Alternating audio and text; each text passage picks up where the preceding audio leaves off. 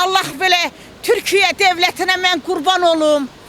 Allah böyle 80 milyon yok 85 milyon Türkiye.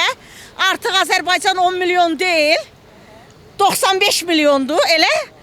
Ondan sonra Recep Tayyip Erdoğan'a da yüreğimizdi.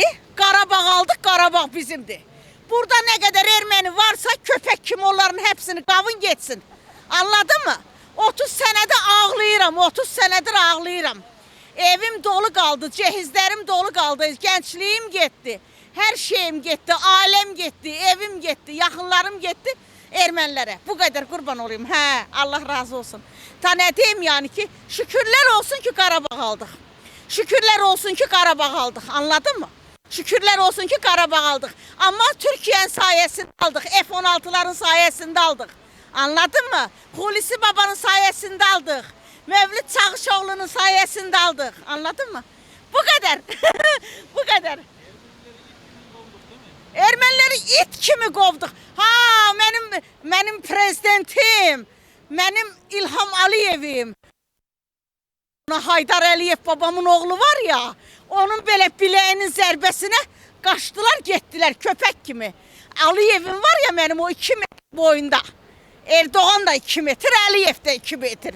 He, benim evim kalıp, benim anamın mezarı kalıptı. Ben onları hiç görmedim bilir misin? 30 yıl ağlayıram her gece. Ha, Ağdamlıyam ben, Şuşalıyam. Şuşada doğuldum, Şuşada yaşadım, kurban olayım. He. Elə belə görən kimi ürəyim deyir. Elə Recep Tayyip Erdoğan'a ben kurban olum. Aliyev'le ikisinin o uzun boy var ya, onlara kurban olum ki onlar bizim torpağımızı aldı. Torpağımızı aldı. Şimdi artık ağlamayacağım. Güleceğim, memleketime gideceğim. Geceler kalkıram Allah'ın olsun abi. Geceler kalkıram rüyamda evimi görürüm. Ermenileri görürüm. Ellemeyin deyirəm. Burası mənim evimdir. Burası mənim evimdir. Anlayırsan? He kurban olum öyle işte. He. Ermeni bizi yaktı. Evimiz dolu, ayağımız yalın kaçtık. Mezarlarımızı belə dağıdıblar, üstüne gedə bilmirik 30 ildir. He. Şükür Aliyev'ime. Aliyev'le gurur duyuruq. Ulu Önderimizin oğluyla belə Heydar Aliyev babamızın oğluyla Aliyev'le belə gurur duyuram. İlham babamız bizi ömrü boyu belə güldürdü yani. He. Var olsun İlham Baba. He, başka ne diyeyim? Hanımım Mehriban hanım. He, kurban olum. 30 ildir burada yaşayıram. 30 ildir tek başınayam. He ki Allah deyirəm, benim memleketime götür. Allah beni Qarabağ'a götür. Allah ben gedim Qarabağ'da ölüm. Kurban olayım. He.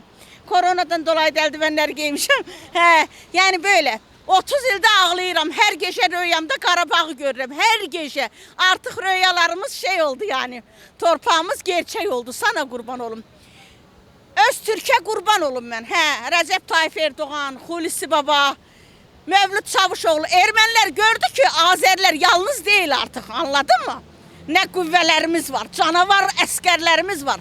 Ermeniler köpek gibi kavuldu, kaçtı, gitti. Ha kurban olayım. Köpek gibi kavdık, kaçtı, gitti Ermeniler. He. Allah razı olsun. He, Qarabağlıyam, yaralıyam, Azerbaycanlıyam. Artık indi oynayırıq yani. Qarabağ aldık ya. Yeter Qarabağımızı aldık. He. Ben 30 ildir burada ağlayıram. 30 ildir. Yani 25 ildir kocam Türkan var. Ne zulümler onu ben bilmem gurbette. Anladın mı? He, bu kadar. Efendim? Ben Sevda yıkılmaz. Sevda Qarabağlı. Sevda Qarabağlı. He, sana kurban olayım. Sevda Qarabağlı. Şuşada doğuldum. Şuşa şehrinde. He, Şuşa şehrinde doğuldum ben. He, bir yadıma unuduram. Onları var ya benim Cumhurbaşkanım dedi iti kovan kimi kovduk ve it kovan yaptık onunla da kovduk onları. He, kurban olayım he. İti kovanla kovduk. Benim 2 metre boyunda Erdoğan'ım 2 metre boyunda Aliyev'im. He, karizmalı dünyada böyle liderler nerede var ya? Birbirine çok yakışır. Erdoğan ve Aliyev hele yan yana duruyorlar ya. Onlardan korktu kaçtı Ermeniler biliyor musun?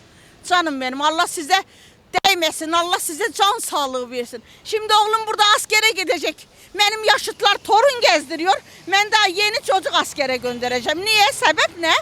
Sebep ondandı ki ilk eşim işte Qarabağ'da öldü gitti yani. Ermenilerin sayesinde. Araba gelir de. He kurban olayım. Yani indi öyle ben daha çocuğum askere gidecek Türkiye'de sonra da gelecek Qarabağ'ımıza yerleşecek. Aynen. Aynen kurban olayım he. Buradan öz teşekkürümü bildiririm. Ne yapayım? Recep Tayyip Erdoğan'a, Aliyev'e, hepsine kurban olayım. Gözəl, indi ne konuştuğumu bilmirəm, yorğunam da, he. İçim dolu Qarabağdan, Qarabağ, Qarabağ, Qarabağ. Qarabağ Azərbaycandır ve Azərbaycan oldu. Onları da iti kovan kimi kovduk. İti kovan kimi kovduk. Hani Ermeni diasporları arkalarındaydı, hani Amerika, değil mi? Kovduk gitti. Elə Amerika dünyaya meydan okudu Türkiye. Türkiye var ya, dünyaya meydan okudu. Herkes dünyada Türkiye'de Erdoğan'dan korkurlar. Türkiye'den korkurlar. Azerbaycan'ın da yalnız olmadıklarını gördüler. Bu kadar. Teşekkür ederim. Ay bir yadıma salır ya. Ay bir. Ne oldu bəs Paşinyan? Hani Cebrail'e yol çekirdin. Ne oldu bəs Paşinyan? Hani Şuşa'ya getiriyordun. Parlamenta getirirdin. Yani Türkçe desek meclis getirirdin Paşinyan. Ne oldu? Ne oldu bəs Paşinyan? Benim böyle Aliyev'imin kolu var ya. Ne oldu bəs Paşinyan? Hala bir ne oldu sözü illerle gidecek. He. Azerbaycan halkı da zaten seçim de istemirik. Ömrü boyu seçim istemir Azerbaycan halkı. Aliyev. İlham Baba. İlham Baba Haydar Baba'nın vesiyetini yerine getirdi. Qarabağ torpaqlarını bize yüzümüzü güldürdü. Ne oldu bəs Paşinyan? Değil mi? Ne oldu?